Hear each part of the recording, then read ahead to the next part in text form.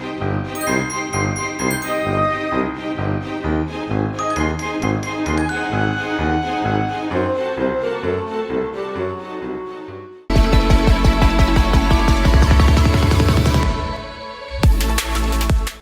les amis, alors aujourd'hui on se retrouve dans ma cuisine parce que nous allons faire 3 plats. Non, c'est pas des plats en fait, c'est une entrée, un plat et un dessert à l'occasion d'Halloween.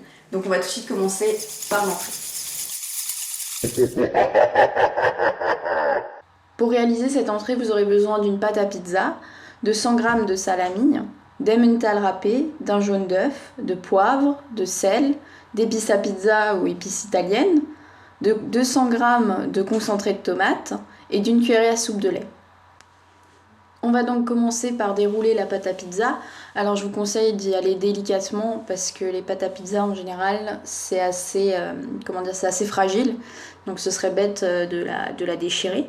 Et je vous conseille également de ne pas prendre une pâte à pizza ronde comme moi j'ai pu le faire, mais d'en prendre une rectangulaire parce que ce sera beaucoup plus pratique. Ensuite il vous suffira de couper la pâte en 6 bouts égales. Alors de préférence faites des bouts bien larges parce que vous verrez par la suite que si vous les faites trop fins, vous allez vraiment avoir du mal à finir la recette entre guillemets. Une fois coupé, vous pourrez commencer à étaler le concentré de tomate. Essayez vraiment de l'étaler au centre de chaque lamelle et de vraiment pas en mettre trop près des bords parce que sinon ça risque d'être difficile de rouler la pâte par la suite sans qu'il y ait tout qui déborde. Ensuite, vous mettez un petit peu de poivre. Vous pouvez rajouter un petit peu de sel. Après, moi, j'ai pu remarquer que ce n'était pas vraiment utile parce qu'avec le salami, plus le concentré de tomate, plus le fromage, c'est déjà amplement salé. Maintenant, nous allons saupoudrer le tout d'épices italiennes ou épices à pizza. Hein, c'est plus ou moins la même chose. Vous allez ensuite disposer les tranches de salami coupées en longueur, histoire que ça puisse vraiment bien rentrer donc, dans les bouts de pâte que vous avez coupés. Hein. Vous saupoudrez ça de fromage râpé, donc d'emmental quoi. Et maintenant, on en vient à l'étape la plus délicate, on va dire. C'est-à-dire que là, vous allez devoir prendre chaque bord des bouts que vous avez préparés, donc des lamelles. Vous allez légèrement étirer la pâte vers l'extérieur pour pouvoir ensuite la rabattre sur la garniture que vous avez mis à l'intérieur. Vous allez faire ça du coup sur tout le pourtour, donc d'un côté puis de l'autre côté, histoire que la garniture ne se voie plus en fait, que la pâte à pizza enveloppe vraiment tout ce que vous avez mis sur la pâte. Je vais vous montrer ça de plus près, histoire que vous puissiez vraiment voir comment je le fais, parce que c'est vrai que c'est pas évident, surtout que la pâte à pizza, comme j'ai déjà pu le dire, est assez fragile. Et c'est lors de cette étape-là qu'on se rend compte qu'il faut vraiment pas être trop généreux sur la garniture à l'intérieur, sinon on a extrêmement du mal à refermer en fait la pâte à pizza quoi. Une fois toutes les lamelles refermées, ce qu'on va faire c'est qu'on va les tourner histoire que la jointure soit vraiment à l'arrière pour que ce soit le plus présentable possible on va dire. Et maintenant on vient à la deuxième partie la plus délicate, c'est-à-dire qu'on va essayer de faire des nœuds de chaque côté de ce rouleau hein, histoire que ça ressemble un tant soit peu à des os. Donc vous prenez la pâte, vous faites comme si vous vouliez faire un nœud, sauf qu'on va pas passer la pâte dans la boucle que vous aurez effectuée parce qu'elle risque très fortement de se casser, donc on va vraiment juste venir faire semblant d'avoir fait un nœud. J'espère que les images seront plus explicites parce que c'est vraiment une partie pas super simple à expliquer. Et pour finir, du coup, on va prendre notre jaune d'œuf qu'on mélangera du coup avec la cuillère à soupe de lait. Et on vient badigeonner du coup les os afin qu'ils soient vraiment beaux une fois sortis du four, bien brillants.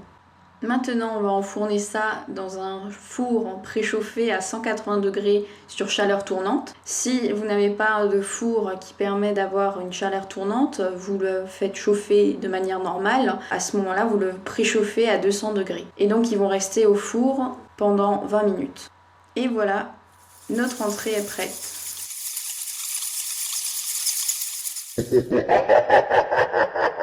Pour cette deuxième recette, vous aurez besoin d'un plat à cheesecake, c'est-à-dire que c'est un plat rond sur lequel vous pouvez enlever la partie supérieure afin que le démoulage soit beaucoup plus facile. Pour cette recette, vous aurez donc besoin de 250 g de farine, de 100 g de beurre, de 4 œufs, d'un jaune d'œuf, de 150 g d'emmental râpé, 200 g de crème liquide, de 200 g de crème épaisse, de poivre, de sel, d'huile, de 800 g de potiron et de 600 g de viande hachée. La première étape consiste à faire la pâte pour la tarte, tout simplement. Donc pour cela, on va prendre la farine, le beurre et l'eau que l'on va mélanger. Donc je vous conseille de couper le beurre en petits morceaux, histoire que ce soit plus facile à mélanger. Vous pouvez bien entendu prendre une cuillère ou une fourchette pour mélanger, mais moi je trouve ça beaucoup plus pratique et rapide de prendre les mains, que j'ai bien sûr préalablement lavé. Une fois que vous aurez un résultat plutôt homogène, vous allez mettre la pâte de côté pendant 30 minutes à température ambiante. Et pendant ce temps, nous allons préparer la farce. Pour cela, on va émincer les 2 oignons que l'on va faire revenir dans une poêle préalablement chauffée avec un petit peu d'huile. Puis rajouter la viande hachée et laisser mijoter cela.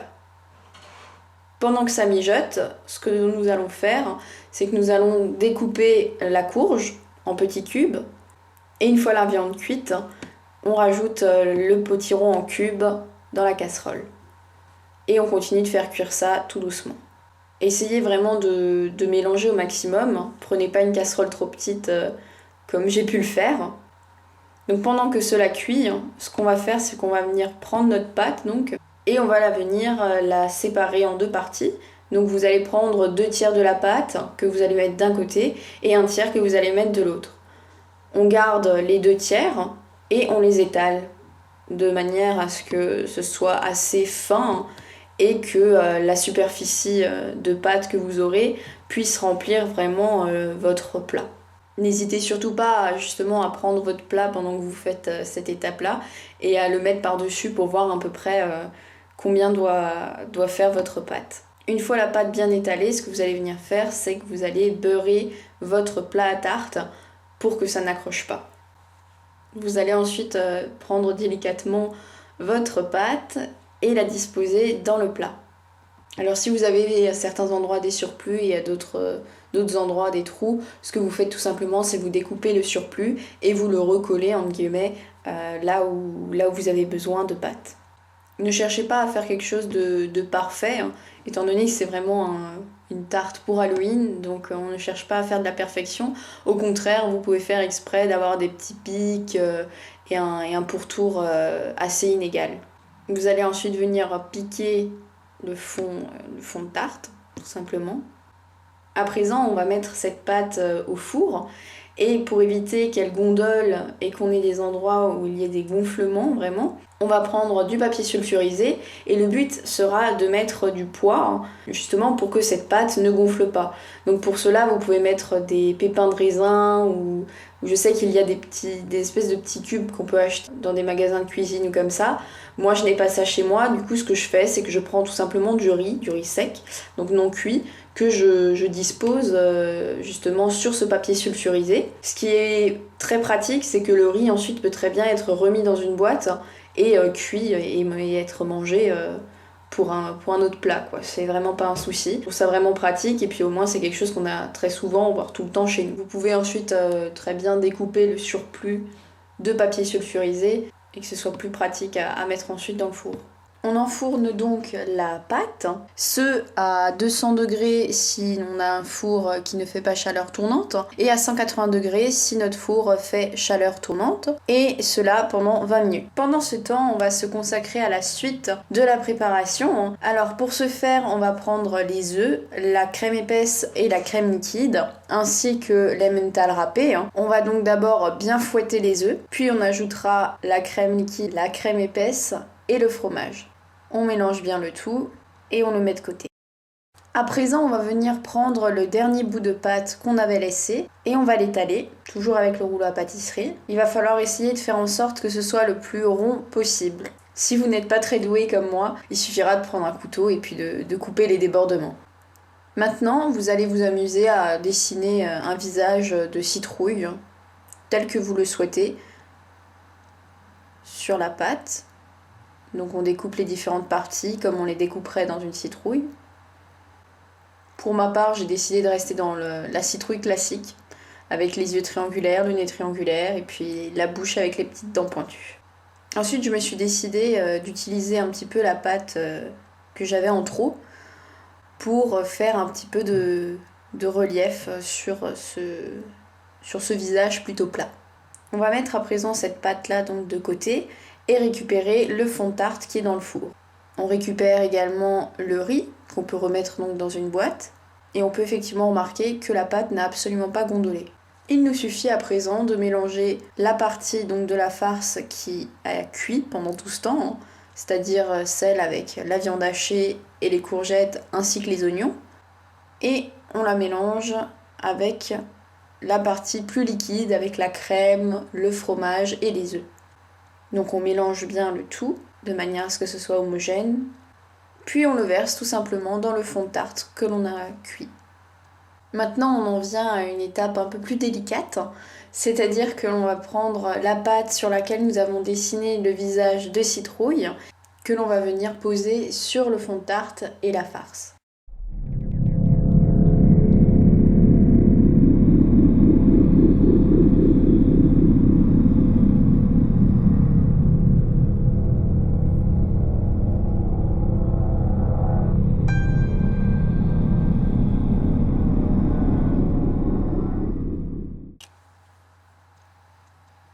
Il ne reste plus qu'à mettre le tout dans le four, toujours à 200 degrés, sur chaleur tournante seulement 180 degrés, et ce pendant 30 minutes cette fois-ci. Voilà, notre tourte de l'épouvante est fin prête à être dégustée.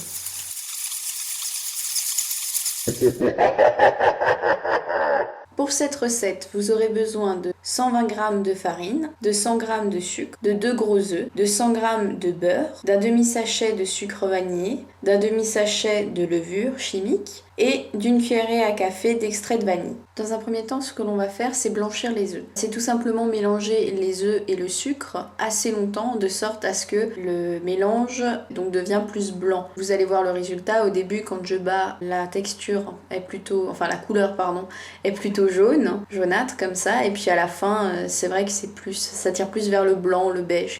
Ensuite, vous allez rajouter à cela le beurre, donc les 100 g de beurre que vous aurez fait fondre dans une casserole, ou alors au micro-ondes si vous avez un micro-ondes. On rajoute quelques gouttes d'extrait de vanille, alors moi je mets pas exactement une cuillère, mais j'y vais un peu à l'œil entre guillemets. Maintenant ce que l'on va faire, c'est qu'on va prendre un petit bol à part et mélanger la farine et la levure chimique ensemble, histoire que ce soit bien homogène et qu'on n'ait pas certains cupcakes qui gonflent plus que d'autres. Puis on rajoute au fur et à mesure le mélange farine-levure chimique au mélange liquide. Une fois bien mélangé, on remarque que l'on obtient une pâte mais qui est assez onctueuse. Et c'est vraiment ça qu'il faut obtenir. Quelque chose de coulant mais pas trop non plus. Pour finir, on ajoute le sachet de sucre vanillé et il ne reste plus qu'à mettre cela dans les moules. Alors effectivement, ne soyez pas complètement con comme moi j'ai pu l'être. C'est-à-dire que c'est beaucoup plus pratique de prendre le récipient avec la pâte et de le mettre au-dessus des moules pour pouvoir déverser la pâte dans les moules plutôt que l'inverse. Parce que moi du coup j'en ai mis absolument partout. Chose très importante, ne remplissez pas trop vos moules. Généralement, la pâte, il faut la mettre à 2/3 du haut du moule, en fait, tout simplement. Autrement, ils vont trop gonfler.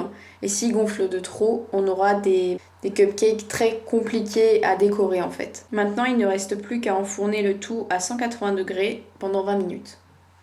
Pendant ce temps que tout cuit, nous allons commencer à faire le glaçage. Donc pour réaliser ce nappage spécialement calorique, nous allons avoir besoin de 300 g de sucre glace, de 100 g de beurre mou, d'une cuillerée à café d'extrait de vanille, de colorants au choix. Alors nous, étant donné qu'on va réaliser des petits fantômes et des petits cerveaux, il va vous falloir du rouge ou du violet pour les cerveaux et il va vous falloir du blanc. Et nous aurons également besoin d'un peu de lait. Donc, on commence par prendre un bol dans lequel on met le beurre mou. Alors, vous allez pouvoir voir que mon beurre n'était pas très mou. Du coup, j'ai mis beaucoup de temps pour le ramollir. Une fois que vous avez bien travaillé votre beurre en crème, entre guillemets, vous pouvez rajouter petit à petit le sucre glace. Encore une fois, j'ai pris les mains parce que c'était beaucoup plus pratique et beaucoup plus rapide. Ensuite, vous rajoutez une cuillerée à café d'extrait de vanille. Et si le mélange vous paraît beaucoup trop épais, vous pouvez rajouter un tant soit peu de lait. Ça va permettre justement de ramollir la mixture et de pouvoir plus facilement l'utiliser pour napper et glacer les cupcakes. Faites par contre attention à ne pas rajouter trop de lait parce que ça risque de faire en sorte que votre nappage ne tienne pas du tout et qu'il coule même si vous le mettez au frigo. On rajoute ensuite le colorant blanc. Pourquoi je rajoute le colorant blanc dans tout le nappage? Parce que pour faire du rose, il faut du rouge et du blanc ou alors du violet et du blanc. Autrement, ça ne donne pas les couleurs escomptées. Donc je rajoute pas mal de colorant blanc dans la mixture et vous pourrez voir qu'effectivement ça blanchit.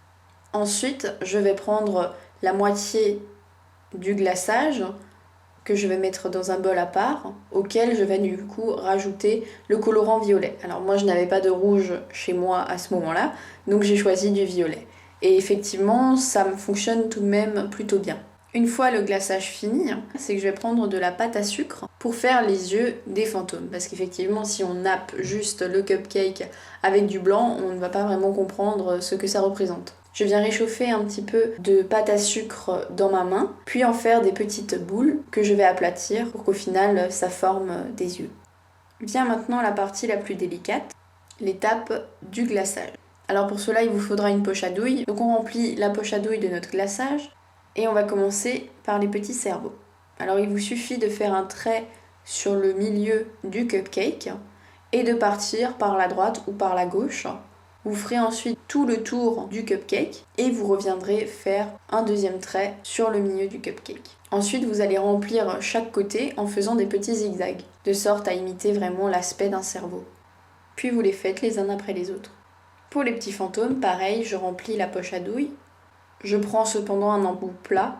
Si vous n'avez pas d'embout plat, ce n'est pas un souci, vous le faites avec le même embout que vous aurez utilisé pour les petits cerveaux. Et vous passerez tout simplement un couteau par-dessus comme moi j'ai pu le faire pour avoir une plus jolie finition. Ici, ce qu'on va faire, c'est qu'on va tourner l'assiette sur laquelle on aura posé le cupcake tout en étalant le glaçage de sorte à ce que ce soit bien uniforme. Alors comme vous pouvez le voir, ce n'était pas très uniforme chez moi parce que je n'ai pas l'habitude d'utiliser des poches à douille. Donc ce que je viens faire, c'est que je viens lisser le tout au couteau.